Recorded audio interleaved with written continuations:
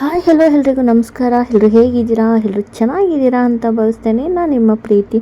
Welcome back to my YouTube channel. ಇವತ್ತಿನ ವಿಡಿಯೋದಲ್ಲಿ ನಾನು ರಾಜ್ಮಾ ಕರಿ ಮಾಡೋದು ಹೇಗೆ ಅನ್ನೋದನ್ನು ತೋರಿಸ್ತಿದ್ದೀನಿ. ಚೆರಿ ಫಸ್ಟ್ ಪ್ರೆಗ್ನೆನ್ಸಿಲಿ ನಾನು ಇದನ್ನು ತಿಂದಿದ್ದು. ಇದನ್ನು ತಿನ್ನೋದ್ರಿಂದ ಹಿಮೋಗ್ಲೋಬಿನ್ನು ಜಾಸ್ತಿ ಆಗುತ್ತಂತೆ. ಆ ರೀಸನ್ಗೋಸ್ಕರ ಅವ್ನ ಪ್ರೆಗ್ನೆನ್ಸಿಲೂ ಹಿಮೋಗ್ಲೋಬಿನ್ ಕಮ್ಮಿಯಾಗಿತ್ತು, ಹಾಗಾಗಿ ತೊಗೊಂಡಿದ್ದೆ. ಈ ಪ್ರೆಗ್ನೆನ್ಸಿಲಿ ಹಿಮೋಗ್ಲೋಬಿನ್ ಕಮ್ಮಿಯಾಗಿದೆ, ಬ್ಲಡ್ ಕಮ್ಮಿಯಾಗಿದೆ, ಹಾಗಾಗಿ ಇದನ್ನು ತೊಗೊಂಡ್ರೆ ಬ್ಲಡ್ ಸ್ವಲ್ಪ ಜಾಸ್ತಿ ಆಗುತ್ತೆ ಅನ್ನೋ ರೀಸನ್ಗೋಸ್ಕರ ರಾಜ್ಮಾ ಬೀನ್ಸ್ನ ಮಾಡ್ತಾಯಿದ್ದೀನಿ. ಆಫ್ಟರ್ 3 ಇಯರ್ಸ್ ಆದಮೇಲೆ ಹೇಗೆ ಮಾಡ್ತೀನಿ ಏನು ಅಂತ ವೀಡಿಯೋದಲ್ಲಿ ನೋಡಿ ನಿಮಗೂ ಕೂಡ ಅರ್ಥ ಆಗುತ್ತೆ. ಹಾಗೆ ತಮ್ನೈಲಲ್ಲಿ ನೋಡಿ ನಿಮ್ಗೆ ಅರ್ಥ ಆಗಿರುತ್ತೆ. ಏನು ವಿಷಯದ ಬಗ್ಗೆ, ಒಂದು ಚಿಕ್ಕ ವಿಷಯದ ಬಗ್ಗೆ ಮಾತಾಡೋಣ ಅಂತ ಅಂದ್ಕೊಂಡಿದ್ದೀನಿ. ಏನಿಲ್ಲ, ನಮ್ಮ ಜೊತೆನೇ ಇದ್ದು ನಮ್ಮ ಬಗ್ಗೆನೇ ತಿಳ್ಕೊಂಡು ಒಳ್ಳೆಯವ್ರ ಥರ ನಟನೆ ಮಾಡಿ ಒಂದು ಸ್ವಲ್ಪ ದಿನ ಆದಮೇಲೆ ಅವ್ರ ಬುದ್ಧಿನ ತೋರಿಸ್ಬಿಡ್ತಾರೆ. ಎಲ್ಲ ತಿಳ್ಕೊಂಬಿಟ್ಟಿರ್ತಾರಲ್ಲ ನಮ್ಮ ಬಗ್ಗೆ, ಹಂಗಾಗಿ ಬಾಯಿಗೆ ಬಂದಂಗೆ ಮಾತಾಡೋಕ್ಕೆ ಶುರು ಮಾಡ್ತಾರೆ. ಅಂಥವ್ರ ಬಗ್ಗೆ ಏನು ಹೇಳೋದು, ಏನೂ ಹೇಳೋಕ್ಕಾಗಲ್ಲ. ಅದಕ್ಕೆ ಯಾರ ಹತ್ರನೂ ಅದೆಷ್ಟೇ ಕ್ಲೋಸ್ ಆಗಿರಲಿ, ಅವ್ರು ಯಾರೇ ಆಗಿರಲಿ, ನಾವು ಎಂಥ ವಿಷಯನೂ ಕೂಡ ಶೇರ್ ಮಾಡ್ಕೊಳಕ್ಕೆ ಹೋಗಬಾರ್ದು. ಅದು ಯಾರೇ ಆಗಿರಲಿ. ಸೀಕ್ರೆಟ್ ಅಂದರೆ ಅದು ಸೀಕ್ರೆಟೇ.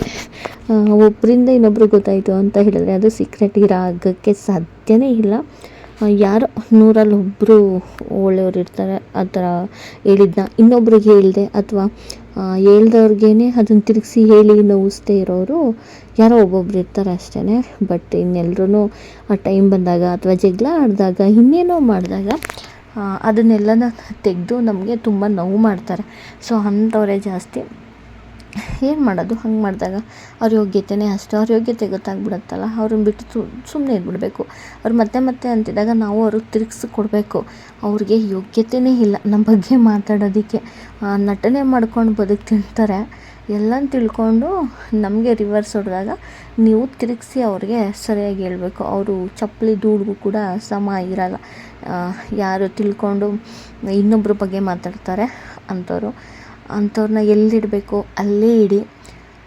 ಅಂಥ ವ್ಯಕ್ತಿಗಳು ತುಂಬ ಜನ ಇದ್ದಾರೆ. ಮುಖವಾಡ ಹೊತ್ಕೊಂಡು ಬದುಕ್ತಿರ್ತಾರೆ ಅಷ್ಟೇ. ಯಾರಂದರೆ ಯಾರಿಗೂ ಆಗಲ್ಲ ಇವಾಗಿನ ಇದರಲ್ಲಿ. ಫ್ಯಾಮಿಲಿನೇ ಆಗಲ್ಲ, ಇನ್ನು ಬೇರೆ ಇನ್ಯಾರೋ ವ್ಯಕ್ತಿಗಳಾಗ್ತಾರೆ. ಯಾರೋ ಒಬ್ಬರು ಆಗ್ತಾರೆ, ಬಟ್ ಎಲ್ಲರೂ ಅದೇ ಥರ ಇರಲ್ಲ. ಸೊ ಹಂಗಾಗಿ ನಮ್ಮ ಬಗ್ಗೆನೇ ಮಾತಾಡ್ತಾರೆ. ಅವರೇ ಕರೆಕ್ಟಾಗಿರಲ್ಲ. ಆ್ಯಕ್ಚುಲಿ ಅವ್ರು ಕರೆಕ್ಟಾಗಿರಲ್ಲ. ಅಂಥವರೇ ನಮ್ಮಗಳ ಬಗ್ಗೆನೇ ಮಾತಾಡ್ತಾರೆ. ತಿಳ್ಕೊಂಡು ಮಾತಾಡ್ತಿರ್ತಾರಲ್ಲ, ಹೇಳಿದ್ದೆಲ್ಲನೂ ಮತ್ತೆ ಇದು ಮಾಡಿಕೊಂಡು. ಅಂಥ ವ್ಯಕ್ತಿಗಳು ಲೈಫಲ್ಲಿ ಕರೆಕ್ಟಾಗಿರಲ್ಲ ಅನ್ನೋದನ್ನ ಬರೆದಿಟ್ಕೊಳ್ಳಿ. ಇಲ್ಲ ಅಂದರೆ ಯಾರು ಕೂಡ ಅಂಥ ತಪ್ಪನ್ನ ಮಾಡೋಕ್ಕೆ ಹೋಗಲ್ಲ. ಇಂಥವ್ರು ಏನು ಮಾಡಬೇಕು? ಎದುರಿಗೆ ಸಿಕ್ಕರೆ ಚೆನ್ನಾಗಿ ಕೊಡಿ ಅವ್ರಿಗೆ ಅಷ್ಟೇ. ಇನ್ನೇನು ಮಾಡೋಕ್ಕಾಗಲ್ಲ. ಅಂಥವ್ರನ್ನ ಎಲ್ಲಿಡಬೇಕೋ ಅಲ್ಲಿಡಬೇಕು. ಅವ್ರ ಯೋಗ್ಯತೆ ಏನು ಅನ್ನೋದನ್ನು ಅವ್ರಿಗೆ ತಿಳಿಸಿ ಹೇಳಿ ನಾವು ತಿಳ್ಕೊಂಡು ಅವರಿಂದ ಎಷ್ಟು ದೂರ ಇರ್ತೀವೋ ಅಷ್ಟೇ ಒಳ್ಳೆಯದು ನಮಗಾಗುತ್ತೆ. ಇಲ್ಲ ಅಂತಂದರೆ ನಮ್ಮ ನೆಮ್ಮದಿ ಹಾಳಾಗುತ್ತೆ ಇಂಥವ್ರನ್ನ ಹತ್ರದಲ್ಲಿ ಇಟ್ಕೊಳ್ಳೋದ್ರಿಂದ. ನೋಡೋದಕ್ಕೆ ಹೇಗಿರ್ತಾರೆ ಗೊತ್ತಾ? ಒಳ್ಳೆ ವ್ಯಕ್ತಿಗಳ ಥರ, ಏನೋ ಸಾಧನೆ ಮಾಡಿರೋ ಸಾಧುಗಳ ಥರ ಅಥವಾ ದೊಡ್ಡ ವ್ಯಕ್ತಿಗಳ ಥರ ದೊಡ್ಡ ಭಾಷಣಗಳನ್ನ ಬಿಟ್ಕೊಂಡು ಬೇರೆಯವ್ರಿಗೆ ಒಳ್ಳೇದನ್ನೇ ಬಯಸೋ ಥರ, ಒಳ್ಳೇದನ್ನೇ ಮಾಡೋ ಥರ ಇರ್ತಾರೆ. ಆದರೆ ಅವ್ರ ಮೈಂಡು, ಅವ್ರ ಮನಸ್ಸು ಎಷ್ಟು ಕೊಳಕಾಗಿರುತ್ತೆ ಅಂದರೆ ಅವ್ರ ನಾಲ್ಗೆ ಅಂತೂ ಏಸ್ಗೆನೇ ತುಂಬೋಗಿರುತ್ತೆ. ಅಷ್ಟು ಅಸಹ್ಯವಾಗೆಲ್ಲ ಮಾತಾಡಿರ್ತಾರೆ. ಅಷ್ಟು ಬೇರೆಯವ್ರ ಬಗ್ಗೆ ಎಲ್ಲ ಥಿಂಕ್ ಮಾಡ್ತಾರೆ. ಅಂಥ ಕೊಳಕು ಮನಸ್ಥಿತಿ, ಕೊಳಕು ಮನಸ್ಸನ್ನು ಹೊಂದಿರೋ ಅಂಥ ಮನುಷ್ಯರು ಒಳ್ಳೆಯವ್ರ ಥರ ಮುಖವಾಡ ಹಾಕ್ಕೊಂಡು ಅದು ಹೇಗೆ ಬೇರೆಯವ್ರನ್ನ ನಂಬಿಸ್ಬಿಡ್ತಾರೆ, ಅದೇ ಅರ್ಥ ಆಗಲ್ಲ.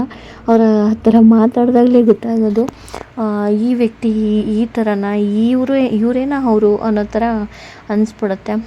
ಇಂಥ ವ್ಯಕ್ತಿಗಳ ಬಗ್ಗೆ ನಾವು ಎಷ್ಟು ಮಾತಾಡಿದ್ರು ವೇಸ್ಟು. ನಮ್ಮ ಜೊತೆನೇ ಇರ್ತಾರೆ, ನಮ್ಮವರು ಅನ್ನೋ ಥರನೇ ಇರ್ತಾರೆ, ನಮ್ಮ ಪಕ್ಕದಲ್ಲೇ ಇರ್ತಾರೆ. ಬಟ್ ಇವರು ಆ ಥರ ಆಗ್ತಾರೆ. ಇವ್ರ ಮನಸ್ಸಲ್ಲಿ ಈ ಥರ ಆಲೋಚನೆಗಳೆಲ್ಲ ಬರುತ್ತೆ. ನಮಗೇ ಕೊನೆಗೆ ತಂದಿಟ್ಬಿಡ್ತಾರೆ. ನಮ್ಮ ಬಗ್ಗೆನೇ ಮಾತಾಡ್ತಾರೆ ಇನ್ನೊಬ್ರ ಹತ್ರ, ಅಥವಾ ನಮ್ಮ ಮುಂದೆನೇ ನಮಗೆ ಬೈತಾರೆ ಅನ್ನೋದು ನಮಗೆ ಅರ್ಥನೇ ಆಗಲ್ಲ. ಸೊ ಅದು ಅರ್ಥ ಆಗೋ ಅಷ್ಟೊತ್ತಿಗೆ ಕಾಲ ಮಿಂಚಾಗ್ಬಿಟ್ಟಿರುತ್ತೆ. ಬಟ್ ಏನು ಮಾಡೋಕ್ಕಾಗಲ್ಲ. ನಾವು ಕರೆಕ್ಟಾಗಿದ್ದೀವ, ಓಕೆ. ಇಂಥವ್ರ ಬಗ್ಗೆ ಎಲ್ಲ ನಾವು ತಲೆ ಕೆಡಿಸ್ಕೊಳ್ಳೋ ಅವಶ್ಯಕತೆ ಇಲ್ಲ. ಇಂಥ ವ್ಯಕ್ತಿಗಳನ್ನ ಎಲ್ಲಿಡಬೇಕು ಅಲ್ಲೇ ಇಡಬೇಕು. ಆದರೂ ಅದು ಹೇಗೆ ಬದುಕ್ತಾರಪ್ಪ, ಒಳ್ಳೆಯವ್ರ ಥರ ಮುಖವಾಡ ಹಾಕ್ಕೊಂಡು ಬೇರೆಯವ್ರ ಬುದ್ಧಿವಾದಗಳನ್ನ ಹೇಳ್ಕೊಂಡು. ಬೇಡ, ಇಷ್ಟೇ ಹೇಳೋಕ್ಕೆ ಇಷ್ಟಪಡೋದು. ಅಂಥವರಿಂದ ದೂರ ಇರಿ ಅಷ್ಟೇ. ಯಾರೂ ಸಾಚೆಗಳಲ್ಲ, ಎಲ್ಲರೂ ಸುಮ್ಮನೆ ಮೇಲ್ನೋಟಕ್ಕೆ ಮಾತಾಡ್ತಿರ್ತಾರೆ. ಮನಸ್ಸಲ್ಲಿ ನಮ್ಮ ಬಗ್ಗೆ ಏನೋ ಇವ್ರಿಗೇನಾದರೂ ಮಾಡಬೇಕು, ಏನಾದರೂ ಆಗಲಿ ಅನ್ನೋ ಥರನೇ ಥಿಂಕ್ ಮಾಡ್ತಿರ್ತಾರೆ. ಅಂಥ ವ್ಯಕ್ತಿಗಳೇ ಜಾಸ್ತಿ ಇರೋರು. ಸೊ ಫೈನಲಿ ನನ್ನ ಒಂದು ರಾಜ್ಮಾ ಕರಿ ಆಗಿದೆ. ಏನು ಮಾಡ್ತೀಯ ತಗೊಂಡು? ಲಲ್ಲ ಅನ್ನಮ್ಮ ನೋಡ್ತೀನಿ ನಾನು, ಕೊಡು. ಅದು ನೋಡು ಅದೇನಂತ ಫಸ್ಟು. ವಾವ್, ಹಾಕೋ ತಲೆಗೆ.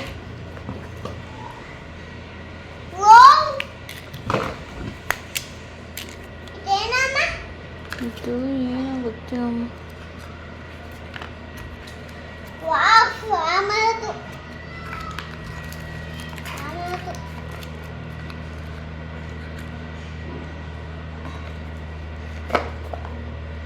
ನೋಡು, ಮುರಿದಾಕ್ತಾರ ಆ ಥರ ಮುರಿದಾಕ್ತಾರ ಅಂದೆ.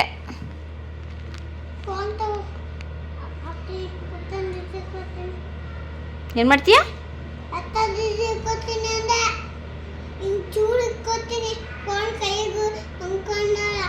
ಹಿಂದೆ ನಿಂತ್ಕೋ, ಹೆಂಗೆ ರೆಡಿಯಾಗಿದೆಯಾ ನೋಡ್ತೀನಿ.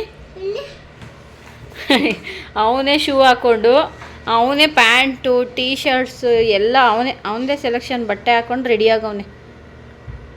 ಎಲ್ಲೋಗಕ್ಕೆ ರೆಡಿ ಆಗಿದೆಯಾ? ಅದಕ್ಕೆ ಇದು ಹಾಕ್ಕೊಂಡಿದ್ಯಾ ಸ್ನಾನ ಮಾಡಿಕೊಂಡು? ಜಾಣ ನೀನು.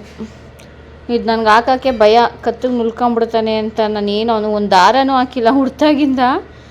ಭಯ ಐತಿ. ಆ ಭಯ ನನಗೊಂದು ಕೊಡಿಸ್ತೀಯಾ? ನಿಜ ಕೊಡಿಸ್ತೀಯಾ? ಇದೇ ಕೊಡು, ಅದನ್ನೇ ಕೊಡು. ಕೊಡಮ್ಮ ಇದನ್ನ ನನಗೆ, ಅಮ್ಮ ಹಾಕೊಳ್ಳುತ್ತೆ. ಕೊಡು. ಕೊಡ್ತೀಯಾ? ನಾಳೆ ಕೊಡಿಸ್ತೀಯಾ? ಇವಾಗ ಕೊಡಲ್ಲ.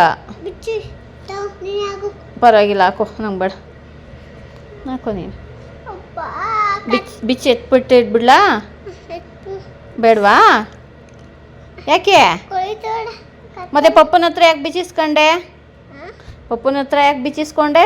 ನೈಟು ಬಿಚ್ಚಿಟ್ಬಿಟ್ಟಿದ್ವಿ. ಬೆಳಗ್ಗೆ ಎದ್ದು ನನ್ನ ಚೈನಲ್ಲಿ ಚಿನ್ನ ಎಲ್ಲಿ ಅಂತ ಅಳ್ತಾ ಇದ್ದ. ಮತ್ತೆ ಹಾಕಿಸ್ಕೊಂಡವನೆ. ನಾನು ಅವ್ನಿಗೆ ಹುಡ್ತಾಗಿಂದನೂ ಒಂದು ಚಿಕ್ಕ ದಾರನ ಅವ್ನ ಕತ್ತು ಕಟ್ಟಿಲ್ಲ. ಅವ್ನು ಸರಿಲ್ಲ ಅವನು. ಮ್ಯೂಸಿಕ್ಕು ಬಿಡು, ಅದರಲ್ಲಿ ಏನೂ ಇಲ್ಲ. ಖಾಲಿ ಬಾಕ್ಸ್ ಅಮ್ಮ. ಒಂದು ನಿಮಿಷ ತೋರಿಸ್ತೀನಿ ಬಿಡು.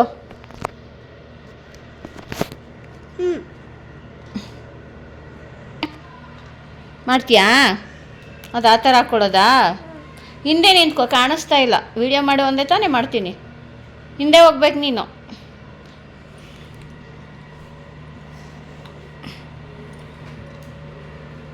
ಹಿಂದೆ ಹೋಗು. ಇನ್ನು ಹಿಂದೆ ಹಾಕಬೇಕು. ಇಲ್ಲಿ ಬಾ ನೀನು. ಇಲ್ಲಿ ಬಾ, ಇಲ್ಲಿ ಸೇರಿ. ಹಿಂದೆ ನಿಂತ್ಕೊ, ಅಲ್ಲಿ ನಿಂತ್ಕೊ. ಹ್ಞೂ.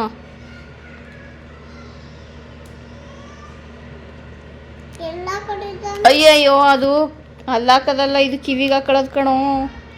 ಕಿವಿಗೆ ಹಾಕೊಳ್ಳೋದು ಹಿಂಗಿದ್ದು ಹಿಂಗೆ. ಹಾಂ, ಅದು ಫೋನ್ ಕನೆಕ್ಟ್ ಮಾಡಬೇಕು. ಫೋನ್ಗೆ ಹಾಕೋದು. ಅದು ಚಾರ್ಜ್ ಮಾಡ್ಕೊಳ್ಳೋದಕ್ಕೆ. ಎರಡು ಐತೆ. ಬೇರೆದಕ್ಕೆ, ಅದಕ್ಕಲ್ಲ. ಎತ್ತಿಡು, ಸಾಕಿ ಸರಿ. ಹಾಂ, ಏನು ಊಜಿಕಲ್ಲ, ಮ್ಯೂಸಿಕ್.